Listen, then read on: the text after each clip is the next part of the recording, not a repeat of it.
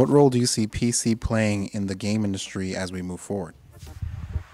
I mentioned that I've heard the people describe the death of the PC as a gaming platform many times. And interestingly, I actually don't hear people saying that right now. But really, about every 5 years, I do hear it. And I just don't. I just have given up, listening to those people. I've quit listening to them. And so I think the PC is still the, if not a, primary development platform. I think, well, first of all the people developing games are using the PC as their development platform.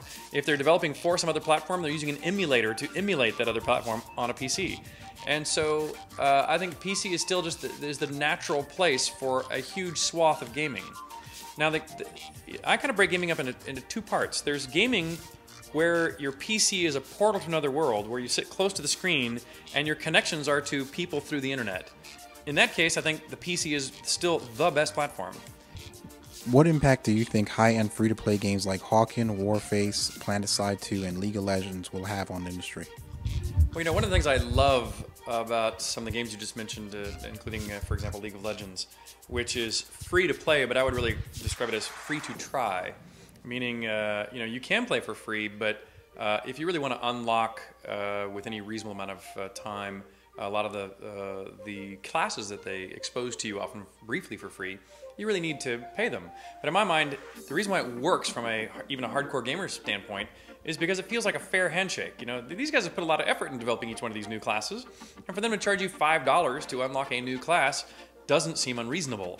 It doesn't seem like I'm going to nickel and dime you to death like a lot of the social media games do, where it's 25 cents here, 25 cents there, and or pester all of your friends all the time. And so I actually am, so one of the things we're going to do with our game, with Shroud of the Avatar, is the trial version of the game will be free. But you'll start as, a peasant hanging out, and you'll be able to pick up a sword and use it. You'll be able to pick up a magic wand and use it, but you really won't be able to. You won't be able to go through those skill trees until you're willing to actually become a buyer or a player. So so trying it for free and then creating a fair handshake that says, I'm going to cost you, the developer, money to have a persistent house in the game. I'm going to cost you, the developer, money to build an entire new continent to go explore. And so if I want to go explore the new continent, or go explore the whole new content you have created, it's fair for me to charge you a modest price for it. That is, we've historically done it as a retail price. We've historically done it as a subscription price. It's just as fair to do it in what broadly would be called episodic. What are your thoughts on the rise of esports? I find esports are fascinating. The first time I saw a truly successful esport was in Korea. And I began to go, in fact, my first stop on my first trip to Korea was to an event held in a giant stadium where people were competing in a variety of video games through a ladder that eventually had the grand championship, all televised. The whole day of it was televised on one of the major network channels. And I was stunned at how, frankly, pretty boring looking esports could be played out in an arena that was not only captivating the people in there playing, which that part I can understand, but the fact that it be captivating people to watch on television, I'm going like, what in the world is happening? And the fact that it has continued to grow, I find both a bit of a mystery and also glorious. And because I think that the fact that it's popular now means it's going to get much more popular as we get into with real virtual reality that we were talking about, or interfaces and controls and visualization that is much more cinematic and much more what I'll call TV worthy. What do you think of the concept of professional gamers? Well, I think it's professional gamers are a completely valid construct in the same way they are for any other sport. If you are good at something in a way that is desirable to watch, then you are. In fact, even something I was showing you downstairs in my own little displays describing the history of culture on Earth.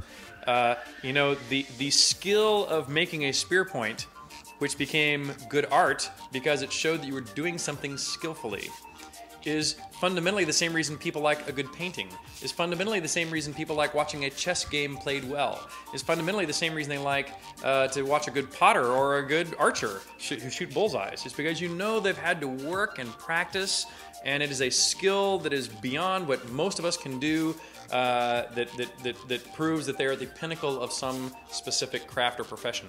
And so for gamers, I think that's the same way. As long as the game they're building on top of is rich enough to provide that level of practice makes perfect, and the results clearly show that it was skillfully done.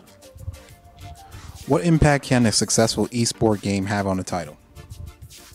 Well, I think the esports impact will be measured differently over time, and what I mean by that is, I think today the esports impact is relatively modest. For a few of the very biggest games that there are esports around, it helps perpetuate the success or people's fondness for that game.